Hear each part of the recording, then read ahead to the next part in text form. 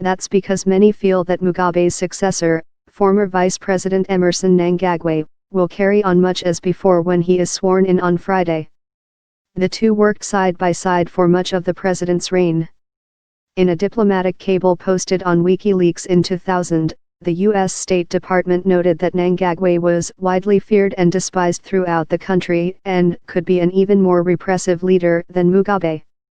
He remains on the U.S. sanctions list, along with General Constantino Chiwenga, the military leader who helped push Mugabe out of power, for his role in repressing democracy in Zimbabwe. Kenneth Roth, the executive director of Human Rights Watch, tweeted photos of Mugabe and Mnangagwa next to each other. Zimbabwe's dictator finally resigns. Now don't replace him with another.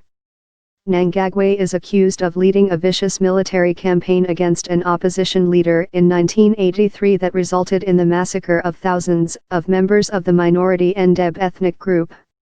As Mugabe's campaign manager during the 2008 presidential elections, Mnangagwa was widely blamed for spearheading the street violence that came in the wake of the opposition's success in the first round of voting, and the crackdown that eventually delivered a compromised victory to the ruling party. He is widely known by his nickname, the Crocodile. Despite his compromised past, Mnangagwa is the best bet for a peaceful transition of power in Zimbabwe, says J. Peter Pham, director of the Atlantic Council's Africa Center. I'm not going to whitewash his past, but one can't live in a fairytale either.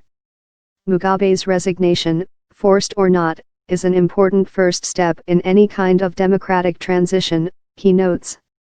So too is the succession of a leader that commands the military's loyalty and the respect of the ruling party at least until elections. Mnangagwa is an experienced hand. It will behoove us to wait and see what his first steps are and reserve judgment. Interior designer turned housemaid Ngana agrees.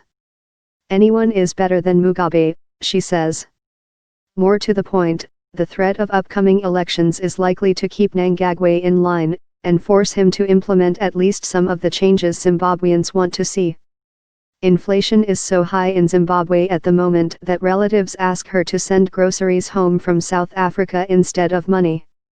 If Mnangagwa wants to win, he will make sure that people can afford cooking oil again, at the very least, she says. She might even head home for the elections, her first trip back in nearly 3 years. I was never interested in voting before, because we already knew who was going to win. This time I can choose the person who I think is best for Zimbabwe. And, if all goes well, the person after that.